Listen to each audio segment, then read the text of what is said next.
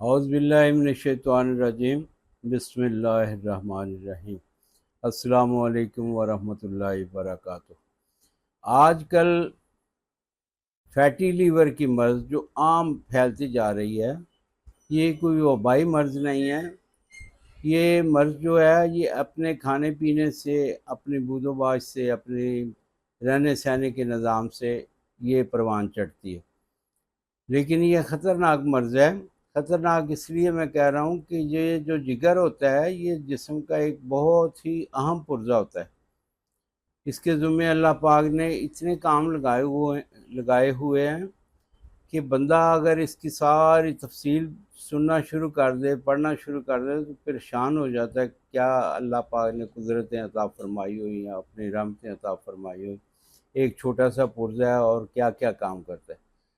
Fatty liver का मतलब होता है कि जिगर पर चर्बी आना शुरू हो गई है। जब इसके ऊपर खुदा न खास्ता चर्बी की लेयर इसकी तह चढ़ना शुरू हो जाएगी तो वो अपना फंक्शन कम कर देगा और जिस्म में फैट्स पैदा करना शुरू कर देगा। मोटापा आना शुरू हो जाएगा। खुदा न खास्ता आपके खून में चिकनाई के बढ़ने के 100% इम्कान होते हैं। अगर खून में चिकनाई बढ़ती है तो ये इंतहाई ख़तरनाक होता है। इससे खुदा ना करे बंदा बीपी का मरीज़ होता है, हार्ट अटैक का मरीज़ हो जाता है, ब्रेन हेमरेज का मरीज़ हो सकता है। क्योंकि खून वाली नालियों में अगर चिकनाई जम जाएगी तो खून की के गुज़रने की जगह कम होती जाएगी और जब वो चिकनाई कहीं से टूट के खून में शामिल होती है उसको हम क्लाट कहते हैं। वो क्लाट खुदा न खास्ता कहीं तंग नाली में फंस जाए तो उसके फिर बुरे असरात आते हैं। सबसे पहले तो आप ये देखें कि आपके खाने पीने का माहौल कैसा है। मैं हमेशा अपनी वीडियोस में अर्ज़ करता हूँ कि कुदरत की तरफ मुड़ के आएँ, कुदरत की आगोश में आ जाएँ। जो नेचर हमें अल्लाह पाक ने अता फ़रमाई है, जो नेचुरल चीज़ें हैं उनकी तरफ लौट के आएँ।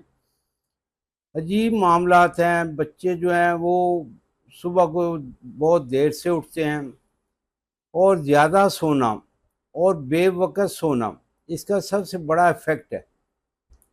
ये सबसे बुरे असरात जिस्म पे ये करता है कि आप बेवक़्त सोएं और ज़्यादा सोएं। और फिर ख़ास तौर पे वो बच्चे जो रात को खाना खाते ही सो जाते हैं, लेट खाना खाते हैं।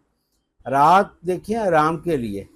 आप अपने माहौल को देखें, उसमें परिंदे देखें, उसमें जानवर देखें। आपको कोई मगरिब के बाद अक्सरियत जानवरों में से, अक्सरियत परिंदों में से उनकी कोई एक्टिविटीज़ आपको नज़र नहीं आएगी। यूँ ही असर का टाइम होता है, परिंदे घोंसलों की तरफ वापस आना शुरू कर देते हैं। कितना-कितना फ़ासला तय करते हैं, अपने घरों की तरफ लौटते हैं। लेकिन हमारे निज़ाम उससे बिल्कुल उलट चाल है। हमारे बच्चे जो ही रात पड़ती है वो घरों से निकलते हैं। ये शरई तौर पे भी मना है।